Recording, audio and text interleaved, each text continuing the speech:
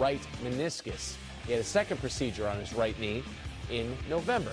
Senior NFL insider Adam Schefter probably liked the reminder of the Michigan football success, maybe not the segment with Joe Fortenbaugh where he picked against Michigan in basketball. Yet here we are. Steelers and Giants, Adam. They've been linked to Aaron Rodgers as well. What do you think about their plans at quarterback?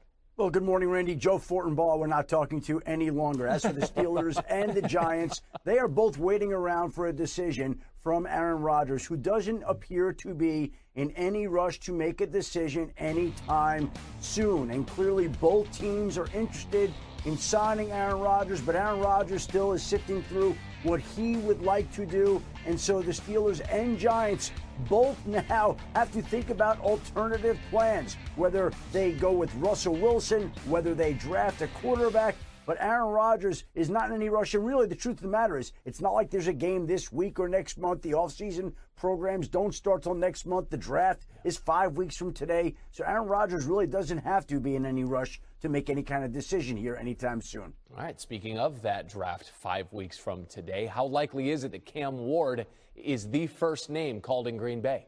Well, Randy, right now it certainly seems to be tracking for Cam Ward to be the number one overall pick. And the question is who will make that pick, and the Titans get the first crack. And if they decide that Cam Ward is the quarterback that they want to build around, they will hold on to that pick happily. If they decide that there's any indecision at all, they certainly could open up that pick. And the Cleveland Browns and New York Giants, I believe both would have an interest in trading up to number one to make Cam Ward the number one overall pick. So however you look at it, it certainly seems like it is tracking for Cam Ward to go number one, but we'll see whether Tennessee makes that selection or trades that pick. Well, speaking of Green Bay, Packers wanted several teams to submit a rule change proposal. What more can you tell us about what Green Bay is trying to do?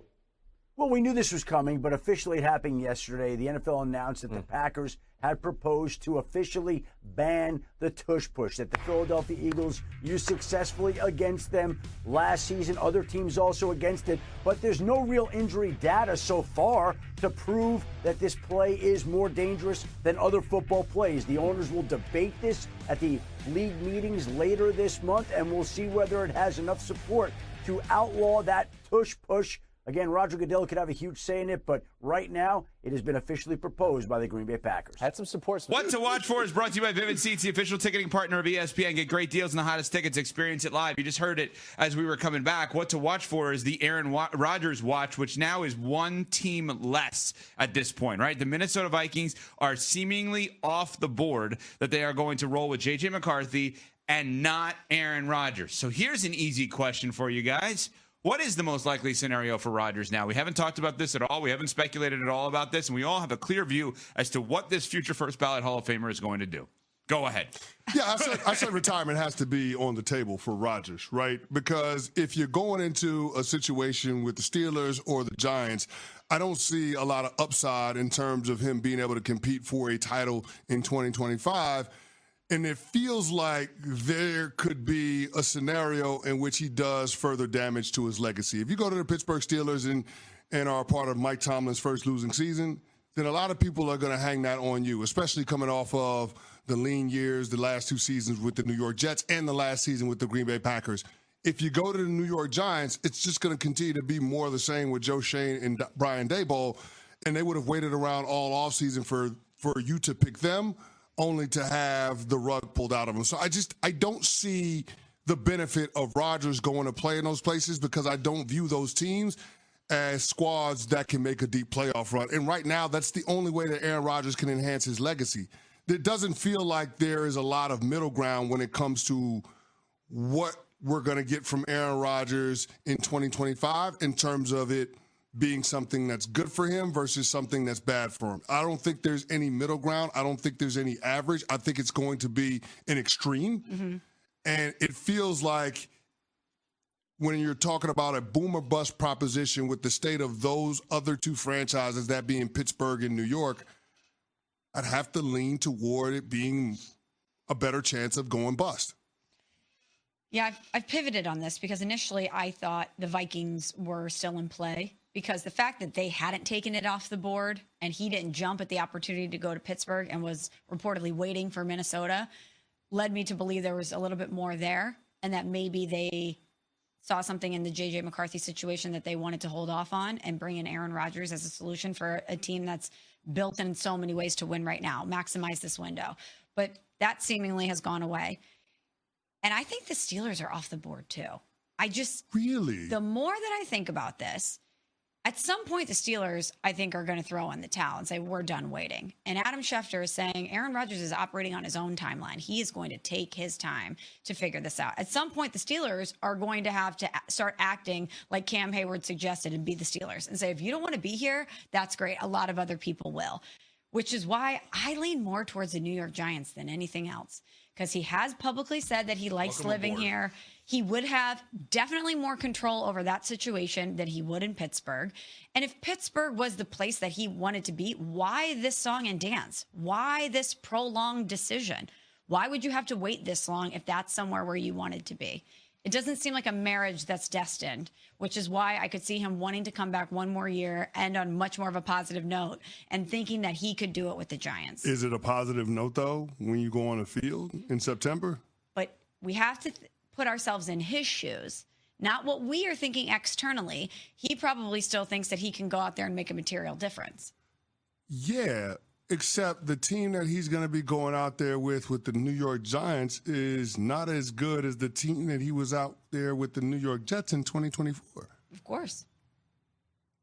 It's fascinating. Now listen, I love the idea of Aaron Rodgers signing with the New York Giants. I need Aaron Rodgers to come through and save the day, if for no other reason, making the Giants lean toward taking the best player available rather than drafting Jackson Dart third overall.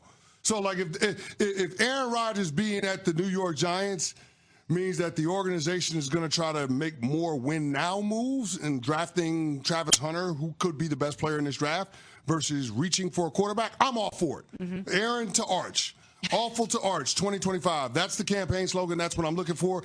If Aaron Rodgers signs with the New York Giants, I guess it doesn't preclude them from taking a quarterback at the top of this year's draft. I just don't want them to reach for Jackson Dart. Mm-hmm. So, I mean, if Rodgers' presence moves the needle even just a little bit from Jackson Dart to a potential best position player available, then I would be all for it. You want them to be on the phone with Arch.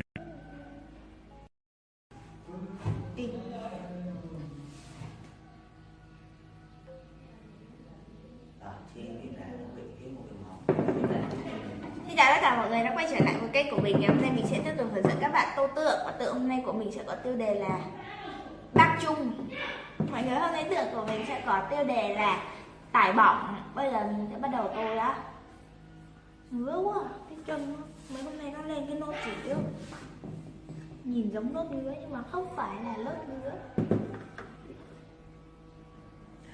Chị đang ghi lại một cái nội dung ở trong phòng này. Chị cứ ngồi 10 hôm ở đây lại phải nhảy sang làm vòng như kìa. Nó nhiều việc, không thể ngồi im.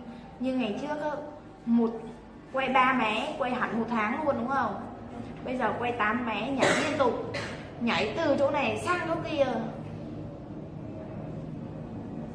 Ngồi im bên nào đâu. Hôm qua chị ngồi làm vòng mà, hôm nay chị đã ngồi ở đây rồi đây.